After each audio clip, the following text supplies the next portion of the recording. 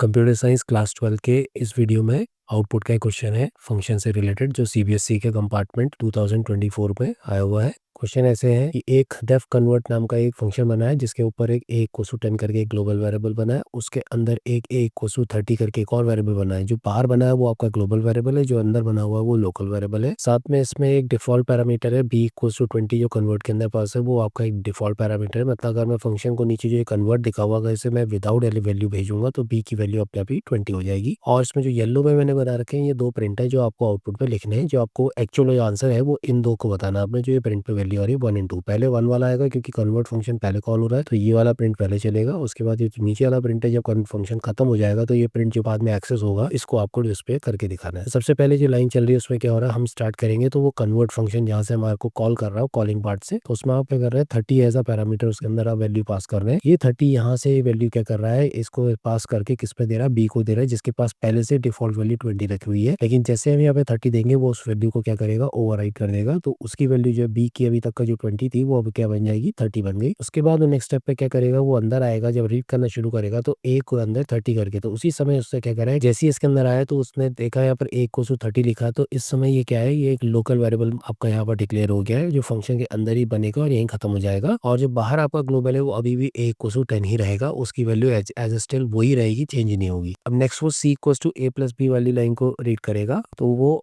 ए की वैल्यू जो अंदर लोकल वेरिएबल 30 है उसको लेगा और बी की वैल्यू जो ऐसा पैरामीटर उसके अंदर पास हो के आई है उसको लेगा और उनको ऐड करके 30 को सी को दे देगा जो उसके यहाँ 60 बन जाएगा। तो अब सी की वैल्यू 60 बन गई है तो नेक्स्ट उसमें वो क्या करेगा, जैसे प्रिंट ए और सी करेगा तो जो पहला हमारा आउटपुट आएगा वो क्या करेगा, प्रिंट और ए सी में वो लोकल वेरिएबल की जो 30 है वो, और जो सी से जो आउटपुट आपका निकल गया 60, तो पहला आंसर आपका 30 एंड 60 आएगा। इसके बाद ये फंक्शन अब यहाँ पर ये फिनिश हो चुका है तो ये यहाँ से क्या करेगा, बाहर निकलेगा और बाहर जैसे निकलेगा तो उसको नेक्स्ट लाइन में उसे प्रिंट ए मिलेगा जो आपकी नेक्स्ट लाइन इस पर रीड करेगा और ये भी हमारा आउटपुट की लाइन है। और उसके बाद वो क्या करेगा, यहाँ पर इसमें जो ए है वो आपका ए को रीड करेगा तो ए कौन सा वाला है, जो आपका ग्लोबल वेरिएबल का ए है, तो वो वहां पर क्या करेगा, जो ऊपर ग्लोबल की 10 जो स्टिल अभी भी 10 ही है जो चेंज नहीं होगी वो आपका 10 यहाँ पर आ जाएगा। ये आपका आउटपुट आ गया।